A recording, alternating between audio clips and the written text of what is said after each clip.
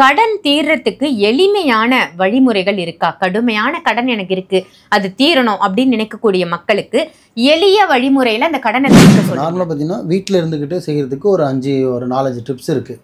அதில் first tips பார்த்தீங்கன்னா முக்கியமானது ஒரு விஷயம், நல்ல வெள்ளம் தான் நீங்கள் யூஸ் பண்ணணும். தவிர ஃபஸ்ட்டு நீங்கள் குடிச்சிட்டு ஏப்பத்தை விட்டுட்டு போய் கொடுக்கக்கூடாது. நீயத்துன்றது வேண்டிக்கணும்.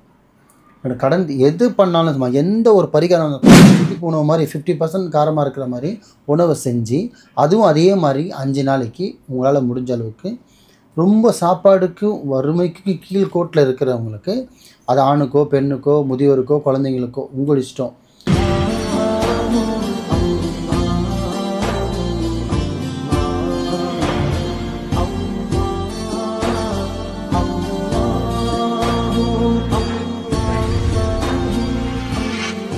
மர்ஜன்ம நேயர்கள் அனைவருக்கும் அன்பான வணக்கங்கள். புழல் காவாங்கரை எம்எம் டவர்ஸ்ல இருக்கக்கூடிய மாலிக் பாய் அவர்களை தான் சந்திக்க வந்திருக்கோம். வணக்கம் பாய்.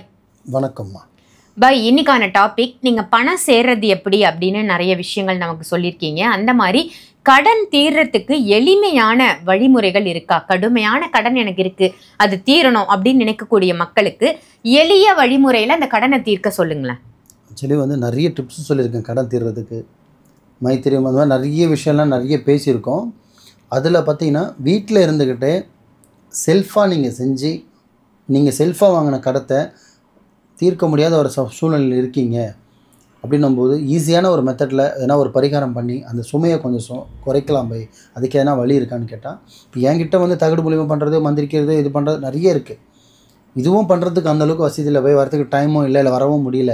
வீட்டில் இருந்தபடி என்ன பண்ணலாமான்னு கேட்டால் இந்த மாதிரி விஷயங்கள் ஒரு 4-5 இருக்குது. அதில் முக்கியமான விஷயம்னு பார்த்திங்கன்னா, தானம் கொடுக்கறது ரொம்ப சிறந்தது. சரிங்களா? இப்போ நார்மலாக பார்த்திங்கன்னா வீட்டில் இருந்துக்கிட்டு செய்கிறதுக்கு ஒரு 4-5 டிப்ஸ் இருக்குது. அதில் ஃபஸ்ட்டு டிப்ஸ் பார்த்திங்கன்னா முக்கியமானது ஒரு விஷயம், நல்ல வெல்லம் இருக்குது இல்லையா, உருண்டையாக இருக்கிற வெல்லம் சரி, இல்லை கடையில் லூஸில் வாங்கினாலும் சரி, இல்லை கட்டியானாலும் சரி, அதை உடச்சி அதில் நீங்கள் பாயசம் செஞ்சு ஃபஸ்ட்டு பார்த்திங்கன்னா அதை எச்ச பண்ணாமல் அதிலேருந்து என்ன பண்ணணும், பசுமாட்டுக்கு நீங்கள் கொஞ்சம் ஒதுக்கிடணும். செய்கிறதுல 25% பசுமா ஒதுக்கி மீதி நீங்கள் யூஸ் பண்ணிக்கலாம். அதை கொடுத்துட்டு தான் நீங்கள் யூஸ் பண்ணணும். தவிர ஃபஸ்ட்டு நீங்கள் குடிச்சிட்டு ஏப்பத்தை விட்டுட்டு போய் கொடுக்கக்கூடாது. நீயத்துன்றது வேண்டிக்கணும்.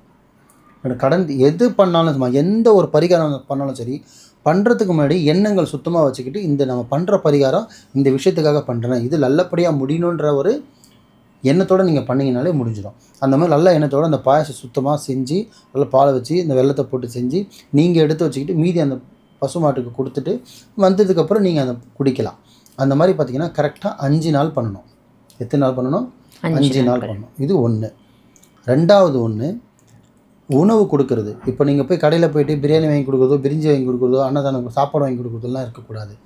செல்ஃப் உங்கள் கையால் நீங்கள் வீட்டில் சமைக்கும்போது ஃப்ரெஷ்ஷாக செஞ்சு இறக்கி அதில் எச்சப்படுறதுக்கு முன்னாடியே தானம் கொடுக்க போகிறோன்றது மாதிரி கொஞ்சமாக ஒதுக்கிடணும். அது செய்ய வேண்டிய பொருள் பார்த்திங்கன்னா பிரியாணி, பிரிஞ்சி அப்படிலாம் கிடையாது. சாஃப்டான உணவு. சாஃப்டான அப்படின்னா ஒரு ஆப்பம், ஒரு இடியாப்பம், ஒரு இட்லி, ஒரு தோசை, தயிர் சாதம், புளி அந்த மாதிரி காரம் இல்லாத தித்திப்பு உணவு மாதிரி 50% காரமாக இருக்கிற மாதிரி உணவை செஞ்சு அதுவும் அதே மாதிரி 5 நாளைக்கு உங்களால் முடிஞ்ச அளவுக்கு ரொம்ப சாப்பாடுக்கு வறுமைக்கு கீழ்கோட்டில் இருக்கிறவங்களுக்கு, அது ஆணுக்கோ பெண்ணுக்கோ முதியோருக்கோ குழந்தைங்களுக்கோ உங்கள் இஷ்டம். இவனுக்கு தரக்கூடாது, இவனுக்கு தரக்கூடாது, யாருக்கு கை நீட்டுறாங்களோ, நீங்கள் யாரை பார்க்குறீங்களோ அவங்களுக்கு 5 நாளைக்கு அந்த மாதிரி நீங்கள் உணவு செஞ்சு நீங்கள் கொடுக்கணும். அதை கொடுக்கும்போது நீங்கள் வேண்டிக்கிட்டு கொடுக்கணும். என்னோடய கடன் இதோட தீரணுன்ற மாதிரி. ஏன்னா அதை சாப்பிட்டுட்டு அந்த பசியில் இருக்கிற ஏக்தம் சுத்தமாக வழியே இல்லாமல் சாப்பாடு வழி இல்லாமல் கஷ்டப்படும் போது அது உள்ளே இருக்கிற ஒரு குடல் உங்களை பார்த்திங்கன்னா உங்களை வாழ்த்தும். அந்த வாழ்த்தே உங்களுக்கு கடன் குறையும். வயிறு வாழ்த்தும். ஆமாம், வயிறு வாழ்த்தும். அந்த வயிறு வாழ்த்த என்ன ஆகுனா உங்களோட சுமை உங்களோட கஷ்டங்கள் தீரும். எதனா ஒரு ரூபத்தில் யாருனா ஒரு ஹெல்ப் பண்ணுவாங்க. காசு வழியாக வரும், இல்லை வாங்கினவனு சரிப்பா இருக்கும்போது கொடுப்பான்னு சொல்கிறதுக்கு வழி இருக்குது, இல்லை இந்த சுமையை தீர்றதுக்கு வழி இருக்குது. அல்ல இறைவன் நினச்சேன்னா ஒரு நொடி போதுமா. அந்த மாதிரி நீங்கள் இதை நல்ல எண்ணத்தோடு நீங்கள் உணவு கொடுக்கலாம். சாஃப்டான உணவாக நீங்கள் கொடுக்கலாம். 2. 3வது பார்த்திங்கன்னா, வேலைக்கிழமை அன்னைக்கு நீங்கள் போயிட்டு என்ன பண்ணணுன்னா, உங்கள் வசதி தகுந்த மாதிரி ஒரு 1 கிலோ, ரொம்ப விலை ஒன்றும் கிடையாது, ஒரு 5 லட்ச ரூபா 10 லட்ச ரூபா கடை இருக்குன்னா 1 கிலோ குங்குமம் வாங்குறது ஒன்றும் பெரிய விஷயம் கிடையாது. 1 கிலோ குங்குமம் வாங்கி நீங்கள் காலையில் வாங்கலாம், மதியானம் வாங்கலாம், இல்லை ஈவினிங் கூட வாங்கலாம். ஒரு நாள் முன்னாடி வேலைக்கிழமை குங்குமம் 1 கிலோ குங்குமம் வாங்கி நீங்கள் வீட்டில் சாமி படுத்துலையோ சுத்தமான இடத்துல வச்சிடணும். மறுநாள் காலையில் எந்திரிச்சிட்டு நீங்கள் குளிச்சுட்டு சுத்தபத்தமாக மனசில் வேண்டிக்கிட்டு அந்த குங்குமத்தை போயிட்டு நீங்கள் பக்கத்தில் ஒரு அம்மன் கோவிலில் கொடுத்துட்டு வந்துடணும். அவங்க என்ன பண்ணுவாங்கன்னா அதை வாங்கி நீங்கள் சொல்லியே கொடுக்கலாம். இதை வந்து வர்றவங்களுக்கு சுமங்கலிகளுக்கு இது கொடுங்க, எடுத்து வச்சுட்டு கோவிலில் வைக்கிறது கிடையாது. ஒரு பிளேட்டில் மாதிரி அறுத்து கட் பண்ணிவிட்டு ஒரு பிளேட்டில் போட்டு வச்சுட்டு வர சுமங்கலிங்களுக்கு இந்த குங்குமத்தை கொடுங்க ஐயான்னு சொல்லிவிட்டு அவர் அர்ச்சனை தட்டில் எதனா போட்டுட்டு அவருக்கு தெளிவாக விளங்குற மாதிரி நீங்கள் சொல்லிவிட்டு இந்த குங்குமத்தை கொடுங்கன்னா 1 கிலோ குங்குமம் எப்படியோ பார்த்தீங்கன்னா ஒரு வாரத்துக்கு ஒரு மாதத்துக்காவது போகும்.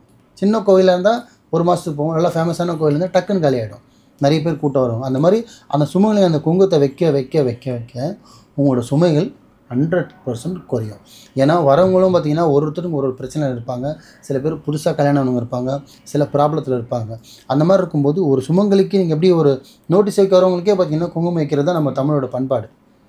நோட்டீஸோடு பார்த்திங்கன்னா ஒரு குங்குமம் வைப்பாங்க. நோட்டீஸே கூட பரவாயில்ல, குங்குமத்துக்கு வச்சாலே வந்து வரவேற்புக்கு ஒரு விஷயம். அந்த மாதிரி இருக்கும்போது குங்குமத்துக்கு ஒரு பெண்களுக்கு அந்த தாலியில் என்றதுக்கு ரொம்ப ஒரு நல்லது. ஸோ இந்த விஷயத்துக்கு கூட நீங்கள் பண்ணலாம். இந்த டிப்ஸ் எல்லாம் எதுக்காகனா உங்கள் தலைமையில் இருக்கிற அந்த சுமையை இறக்கி வைக்கிறதுக்காக ஒரு பாரமாக இருக்குது. அந்த பாரத்தை இறக்கி வைக்கிறதுக்காக ஒரு இளைய முறையில் ஒரு ஈஸியான ஒரு மெத்தடில் நீங்கள் வீட்டில் பண்ணுற வேலைகள் தான் இந்த 3. இப்போ நான் சொல்லிட்டு இருக்க பரிகாரத்தில் வந்து இப்போ நான் சொல்ல போகிறது வந்து பார்த்திங்கன்னா நார்த் இந்தியனில் ரொம்ப ஃபேமஸாக பண்ணிகிட்டு இருக்காங்க. ஏன்னா அவங்களுக்கு இது தினைக்கும் யூஸ் பண்ணுற ஒரு பொருள். இப்போ எப்படி நம்மளுக்கு அரிசி வீட்டில் நம்ம வாங்கி கொட்டி வைக்கிறோமோ அந்த மாதிரி நார்த் இந்தியனுக்கு வந்து சப்பாத்தி முக்கியம். அதுக்காக வந்து பார்த்திங்கன்னா அவங்க அதை பயன்படுத்துவாங்க. இப்போ வந்து ஆசீர்வாத அட்டா வாங்குறதுல மெயினாக கோதுமைன்ற ஒரு விஷயம் நம்ம வீட்டில் இருந்துக்கிட்டே இருக்கணும். அந்த கோதுமை வந்து பார்த்திங்கன்னா ஆசீர்வாத ஆட்டா வாங்கி கட் பண்ணி டப்பாவில் போட்டு வைக்கிறது கிடையாது. அது ஜென்ரலாக எல்லாமே செய்கிறது. நீங்கள் கோதுமையாக வாங்கி அதை நீங்கள் அரைக்கிறதுக்கு முன்னாடி துளசி இலையை வந்து ஒரு 7 இலை, 8 இருக்கக்கூடாது, 6 இருக்கக்கூடாது, கரெக்டாக 7 இலையும் கொஞ்சம் உங்கள் வசதிக்கு தகுந்த மாதிரி கொஞ்சமாக குங்குமப்பூ நிறைய சேர்க்க வேண்டாம், அது ஆல்ரெடி காஸ்ட்லி. கொஞ்சமாக ஒரு 10 இலையோ ஒரு 5 இலை 4 இலை குங்குமப்பூவு, 7 இலை துளசி இலை, ஒரு கிலோ கோதுமாவை வச்சுக்கலாம். 1 கிலோ கோதுமாவுக்கு 7 இலை கொஞ்சோண்டு குங்குமப்பூ, இது 3ம் போட்டு கடையிலையும் அரைக்கலாம், இல்லை உங்கள்கிட்டே நீ மாவு இருந்தாலும் அரைச்சிக்கலாம், இல்லை கடையில் அவனுக்கு தெரிய போகிறதில்ல. அரைச்சிட்டு அதை எடுத்துகிட்டு வந்து வீட்டில் வந்து சேமிப்பு பண்ணணும். அதுலேருந்து இப்போ 2 கிலோ வாங்குறீங்க, 1 கிலோ அரைக்கிறீங்க, ஒரு 3/4 கிலோ விளையாச்சு 1/4 கிலோ இருக்கும்போது திருப்பி நீங்கள் அதே மாதிரி 1 கிலோ எல்லாமே வாங்கிட்டு வந்து அதே மாதிரி 7 இலை போட்டு கொஞ்சம் குங்குமம் போட்டு அரைச்சி சேர்த்துக்கிட்டே வரணும், ஃபில்அப் பண்ண வரணும். எப்படி நம்ம அரிசி குறைய நான் 1/4 கிலோ 1/4 டப்பா இருக்கும்போது சேர்க்க சொன்னோம், அதே மாதிரி இந்த கோதுமைன்ற விஷயத்தை கூட வீட்டில் வந்து குறையக்கூடாது. ஏன்னா அரிசி தான் கோதுமையாகுது, இது ரெண்டும் ஒன்று தான். இது சப்பாத்தியாக இருக்குது, சாப்பாடாக இருக்குது. நார்த் இந்தியனில் இது தான் வந்து நம்ம எப்படி அரிசி முக்கியம் கொடுப்போமோ அந்த மாதிரி இந்த கோதுமையை முக்கியம் கொடுப்பாங்க. இது கூட நீங்கள் செஞ்சீங்கன்னா உங்களோட கடன்ன்ற சுமையை வந்து 100க்கு 100% குறையும். நம்பிக்கையோடு நீங்கள் எந்த ஒரு பரிகாரம் பண்ணாலே உங்கள் நம்பிக்கையே அந்த பரிகாரத்தை நல்லபடியாக முடிச்சு கொடுத்துரும், உங்களோட சுமையும் குறைஞ்சிரும். பண்ணி தான் பாருங்களேன் இந்த 5 விஷயத்தையும். சிறப்பு பாய், ரொம்ப அழகா அற்புதமான தகவலாக கொடுத்தீங்க. கடன் இல்லாத மனுஷங்களே கிடையாது அப்படின்னு தான் சொல்லணும். அந்த அளவுக்கு கடன் வந்து அபரிவிதமாக இருக்குது. அந்த கடன் சுமை குறையறதுக்கு என்னென்ன மாதிரியான எளிய வழிமுறைகளை பின்பற்றலாம் அப்படின்னு நீங்கள் சொன்ன தகவல் ரொம்ப அற்புதமாக இருந்தது. நன்றி பாய். நன்றிம்மா.